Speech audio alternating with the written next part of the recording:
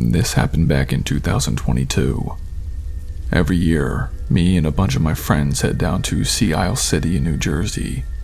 We rent a big house out for 1 week, and it's always a blast.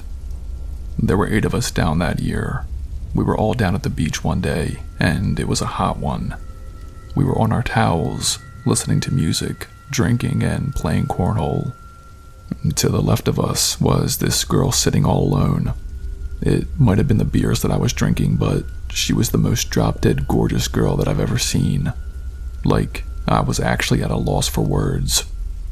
Well, I decided that life was short, and that I needed to go approach her. I walked over to her towel.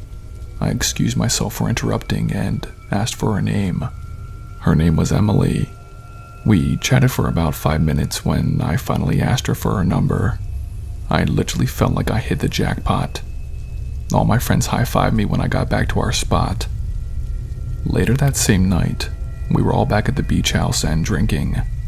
I was jamming out to some Bob Marley song when I got a text. It was Emily. She was asking if we could meet up at the beach. At this point, it was like 10 at night, and it was dark outside. But in my defense, how could I say no to such a beautiful girl? I texted her that I would meet her there soon. We met by the lifeguard stand at the beach. She was wearing sweatpants and a Sea Isle sweatshirt. She looked amazing. We were all alone on the beach. The waves were crashing, and the moon was pretty bright. I honestly felt that we were in a romantic movie or something. She took me by the hand, and we went to the water. I had a feeling she wanted to kiss me, so I leaned in. We were kissing for about 2 seconds when I felt something on my back. I turned around and saw 2 men standing there. One had this pocket knife in his hand, and the other had what looked like a gun. They told me to give them my wallet and phone and everything that I had on me. I nearly shit my pants. I gave them everything that was on me. I was begging for them not to hurt Emily, but that's when she started standing next to them. They were all laughing together, and they all ran off into the night. After the initial fear died down, I realized what had happened. I was set up. I walked back to the beach house. I told all my friends what had happened, and we ended up calling the police. I gave them the phone number that Emily gave me, but it was disconnected, and I don't even believe Emily was her real name. The rest of the vacation was shit for me. I was scared and pissed off that I was tricked and robbed. Now I'm very cautious when I meet new people. I have these intrusive thoughts that they will somehow try to hurt me or rob me. It was the worst vacation ever.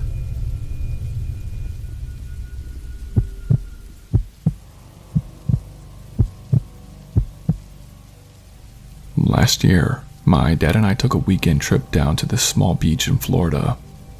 Every year we try to go somewhere different, so this was the first time that we were down there. We both like to collect cool shells and driftwood we find on the beach and bring it back home with us to make art and sell it. Well, the first night that we were down there, we decided to walk on the beach a little later on in the day.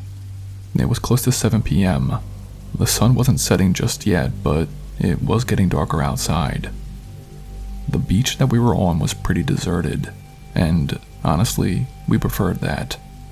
We pretty much had the whole beach to ourselves.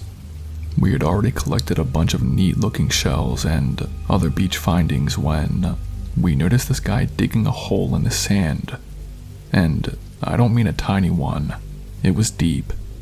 Like, his whole body was in it as he shoveled the sand away. My dad and I got a bit closer to the man when he noticed us. He had this terrified look on his face, almost like he was just caught shoplifting. He threw the shovel, climbed out of the hole, and then sprinted away into the palm trees and forests. Confused by this guy's off behavior, we decided to go over to the hole and see what he was digging. When we got to the edge of the hole, we both peered in it. It was pretty much empty, except for this plastic Ziploc bag at the bottom. My dad decided to jump into the hole and see what it was. I've never seen my dad look so horrified in my life. He climbed back out of the hole with the bag and showed me what was inside. There were 22 severed human fingers in the Ziploc bag. We tried to look around and see if the man was still nearby, but he was long gone, and we were there all alone. My dad immediately called the police and had them come out to collect it. We actually had to go to the police station because my dad's fingerprints were on the bag. But our stories checked out, and they knew that we were not the ones responsible for the bag of fingers. To this day, I still have no idea if that case was solved or not.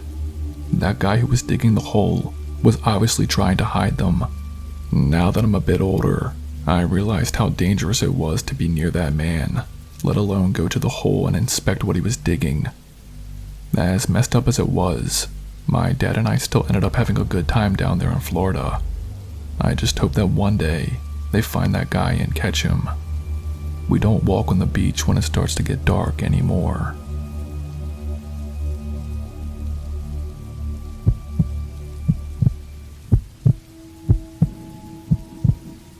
I was born in a beach town. I won't say exactly where because I do want to remain anonymous. And for context, I was a 17-year-old female at the time of this story. But yeah, I lived at the beach. And during the summer, if the weather was nice, I would be on the beach getting a tan with all my friends. Well, one day, it was me and my friend Carla. We were laying out on our towels and tanning. We were talking about our plans for next week when this guy comes up to us. If I had to guess, he was in his mid to late 40s. He had a beer gut and was very hairy. He came up to us and knelt down.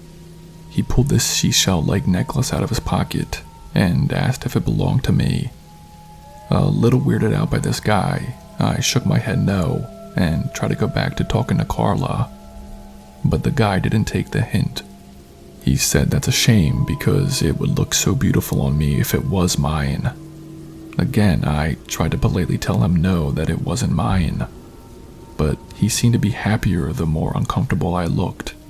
Then he asked what's a guy like him have to do to be with a girl like me. I went to my default lie position and told him sorry, I have a boyfriend and I'm not interested in older guys. He laughed at that and said he could change my mind. At this point, even Carla was getting pissed off. She was always more aggressive than me, and she told the guy point blank to fuck off and lose some weight. The guy had this deadpan stare. He looked like he wanted to say something back, but got back up and walked away. Glad that this creep was now gone, we were able to get back to our tanning and enjoying the day. When it got close to golden hour, we decided that it was time to pack up and head back home. But as we were leaving, I want to say maybe about 30 yards out by some of the sand dunes, I could have sworn that I saw the same man looking right at us.